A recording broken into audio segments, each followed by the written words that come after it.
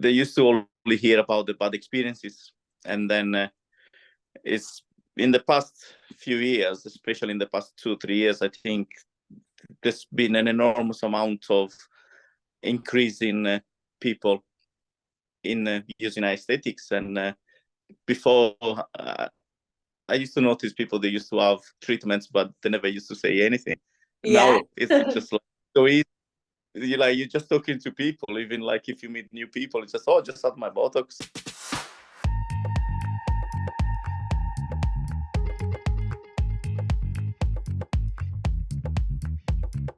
Hi guys, it's Thank Holly you. here at Faces. Welcome back to the Face It podcast. Today I have a wonderful guest who I've been wanting to come on my podcast for a really long time. Please welcome Maurizio Farina. He's one of our amazing podcasts.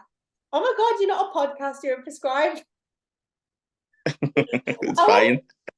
He's one of our amazing prescribers available on Faces, and I just wanted to get him on today to have a little chat about his background, how he got into this field, and how he's now subsequently got into the aesthetics field as well, because I think it's really interesting and puts a face to the name as well. So before I go into anything else, Maurizio is available on Faces to connect with if you are looking for a new prescriber. So welcome. Thank you so much for joining me today.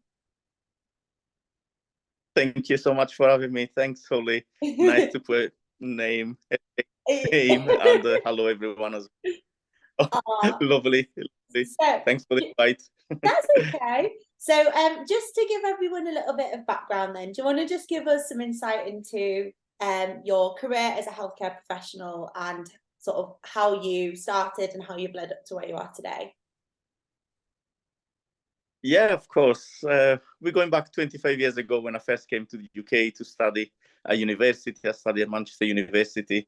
I did the first mental health degree and then, diploma in mental health nursing. And then I did a degree in psychosocial interventions for psychosis. So as soon as I knew it, I did up staying here for many years. And I now got dual citizenship. I'm British as well as Italian.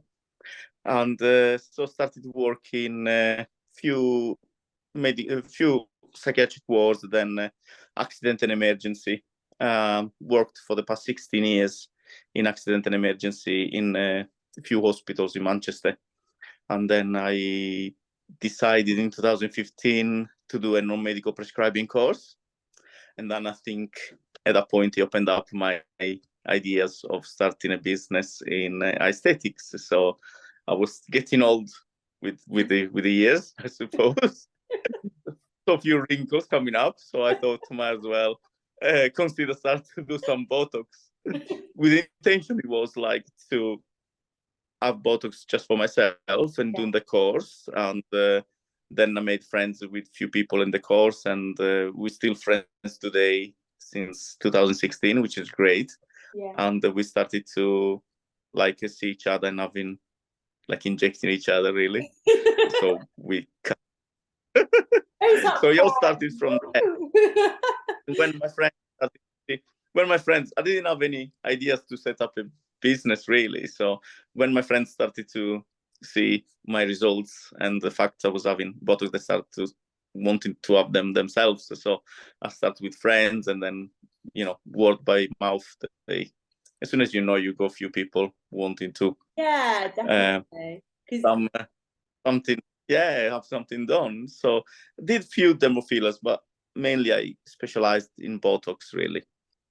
Amazing. Botox is the holy grail anti-aging, isn't it? Everyone just loves it, and I think, like you say, you're your own advertisement as well, because when your friends and family and colleagues can see the results on your own face, they're like, oh, like I want a bit of that. I don't want any wrinkles.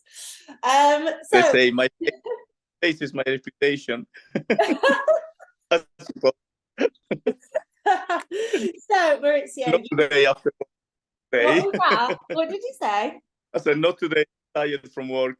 Oh, don't worry. I've been in front of this ring light all day. I'm really tired as well.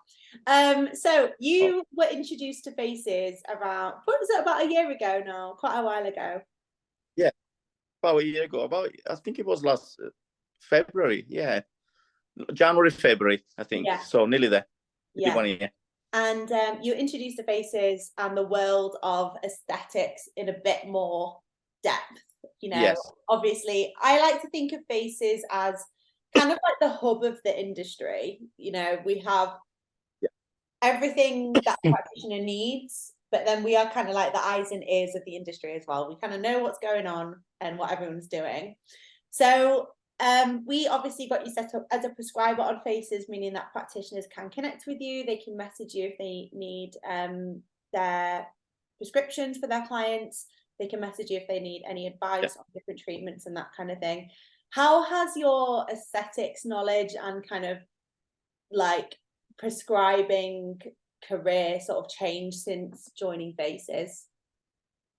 It has been a really positive experience so far.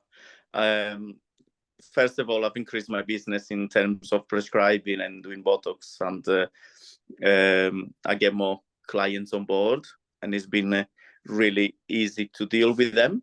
And I love Faces Consent. I love the app because everything is there, like the consent forms, the medical forms, you can access, and you can bear in mind that started in 2016 where we used to use pen and paper.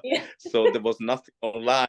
So looking back is a massive difference. I remember having papers everywhere in the house, like consultations and consents, medical forms, and just worried and always filing them up. So now everything goes on the app, and it saves time and space, and it's a good place to interact with other people. Yeah. And it's been really nice, very good experience. So yeah, I can't stress enough how easy it's been.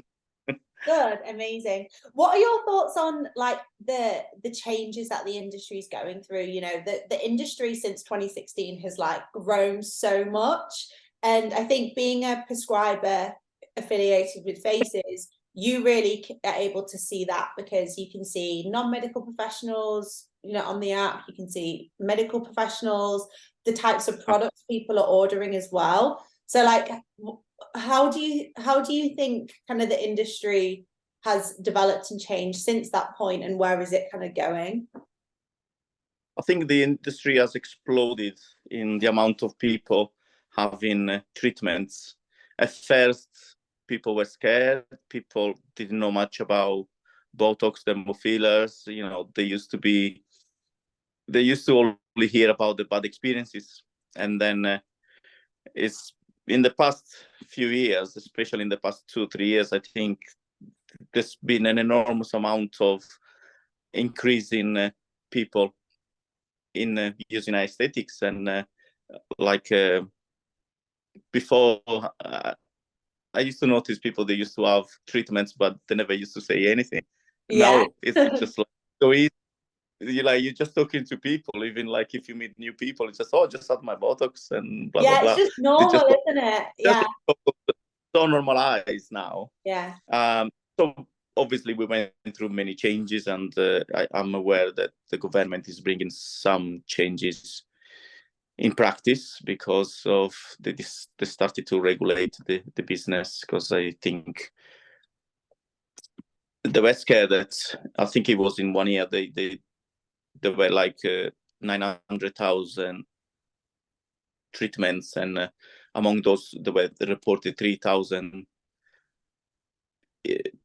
like complications, treatments gone wrong. Yeah. Well, treatment wrong. So the government, I think, it wants to step in to regulate the situation. So I don't know what or how is they're going to implement these changes. So I think that is going to be a bit destabilizing for many people, I suppose. I don't know. I think if I'm right, they're going to for some license, and they're going to inspect the place where you work, if it's a home or your practice or whatever. So basically they want us to be fit for purpose all the time, have to have our regular certificates of training and the insurance obviously in place, which most of us, I think, we do anyway. Yeah, I mean, that's sort of the bare minimum, isn't it really? What do you think on Yeah, because obviously there's with what they said around regulation coming in, they did say that there's a potential that non-medical professionals will need to have clinical oversight for certain treatments, and there are also certain treatments that non-medical professionals just won't be able to do. What do you kind of think on that, having been sort of speaking to so many different practitioners from different backgrounds? I think there's a quite high demand for these treatments too from the population, and I think if they're going to put obstacles on this, I think many people won't be able to access those treatments, because I think what they need to do maybe is to start training these professionals to provide some kind of training where they can be supervised and administer these type of treatments. I think excluding them totally, I don't think it's gonna do any good. And like those people that in some areas won't have access treatment, that they won't be able to, if you know what I mean. Yeah. Exactly. So it's some people will not be penalized about it. They're gonna, yeah. So, but I don't know. But also, I think that these type of regulations are gonna take so long time to come in place as well. Yeah, there's And so many things to consider, isn't there? So many things, including we're going for a general election next year, isn't it? So, God knows what's going to happen. They might change again. I don't know. Yeah. So there's a lot. Very likely. I spoke to someone. Yeah. I spoke to someone recently, and she said, "Oh, someone 15 years ago told me that regulation was coming in, and I wouldn't be able to do the treatments." Like, oh my god, it's 15 years. No, I think obviously we're a step closer. We've had the government consultation, we've had the traffic light system, so we potentially are a little bit closer. But I think, like you say, until something is set in stone, we're not going to actually know. Nothing is fully announced yet, so we're just going to have to wait and see. Yeah, there's no. I don't think we need to stress much about it now. I think when it comes to place, we just have to deal and see how it goes. Really, see how it's going to be. Yeah. So obviously with your own business, Maurizio, you focus more on your anti-wrinkle, and that's been something that you've kind of gravitated towards for a number of years. Do you think that you will maybe delve into other treatments at some point? I know you said you've done a bit of dermal filler, but do you think there's a kind of idea of expanding your own aesthetics business? I'd love to expand. I've done the training for the IV vitamins, and so maybe PRP treatment for hair loss as well. So maybe those things interest me more than the fillers. I think loads of people does fillers already. So I think loads. So, but IV therapy and PRP for hair loss, because bear in mind there's a large amount of clients going to have hair transplants these days. Yes. But there's not much aftercare. They usually, if they go abroad or even if they stay in UK, I don't think there's much going on into providing some treatments for the aftercare. It's not just a hair transplant. You just need to maybe take care of the hair. Yeah, because treatments so I think maybe PRP are great for after hair transplants, aren't they? Just really and helping. And vitamins in general via IV therapy.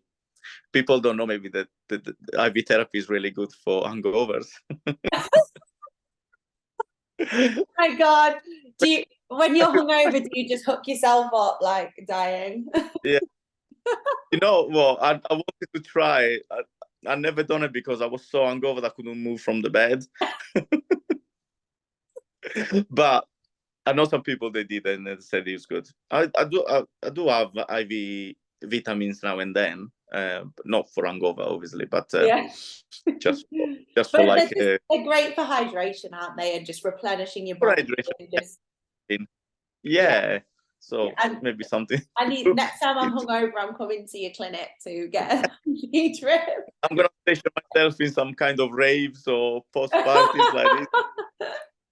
You can make a good living out of that. Going to a rave, guys, come down to the clinic tomorrow. Get your IV. You know. Yeah, dehydration clinic. Yeah. That'll be good. Exactly. So just to finish, Maurizio, obviously you are one of our amazing prescribers on Faces. So for anyone who doesn't know, on Faces we have our prescription service. So we have over 1,500 prescribers to connect with. All of our prescribers are have a valid PIN, they have valid insurance and valid training. So we take care of all of that for you. And Maurizio is on there, so you can always search for his name. I will put his affiliation link below as well. But Maurizio, with regards to sort of your experience with Faces and, you know, with working with different practitioners, what kind, and this is maybe putting you on the spot a little bit, but what would you say makes you sort of a really reliable and, you know, approachable prescriber to help practitioners with things that they need? Oh, okay. Probably the fact I always carry my mobile phone with me, even my main job. So, you know, I'll always get the chance to sneak out and see if I got any requests and any messages to answer to.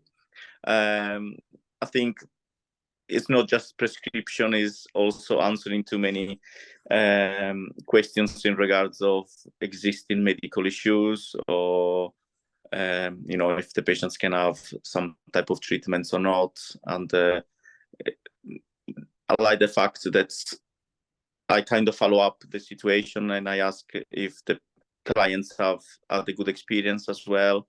And I think that's why the patients, the clients, are keeping coming back and asking for more prescriptions, because one is the rapid response, which is essential in these days, and then the fact I answer to any medical queries, or and I offer support in regards, obviously, if they're missing something out, you know, the usual back when they forget, or the usual, you know, I just remind them, oh, have you got this? Make sure you've got that, and you know, and but I've been working with lots of really nice clients and very, very, very nice. So it's been a good experience for that.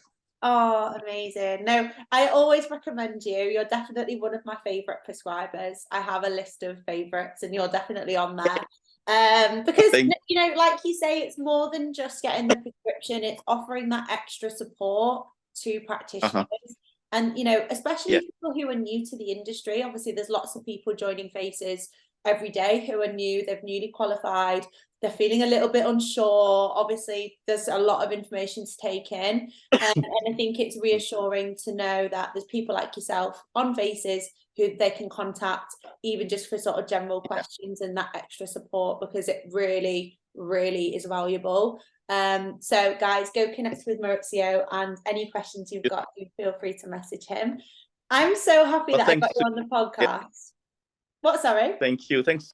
I just wanted to say thank you for you as well, because all the time I've had a question, you were there to support me. Or if a client couldn't get anything from the app, maybe because they were new and didn't know how much to navigate the sections of it, you've always been there for me. So thanks as well for your help. You're very supportive.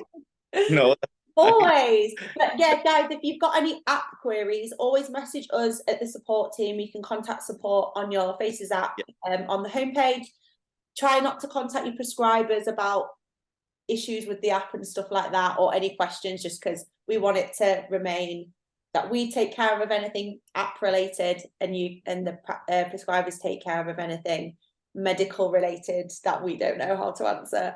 But honestly, thank you so much for coming on the podcast. I've absolutely loved speaking with you, and yeah, we'll put all of your links below. Okay, thank you so much. All right, thanks. Bye. Bye.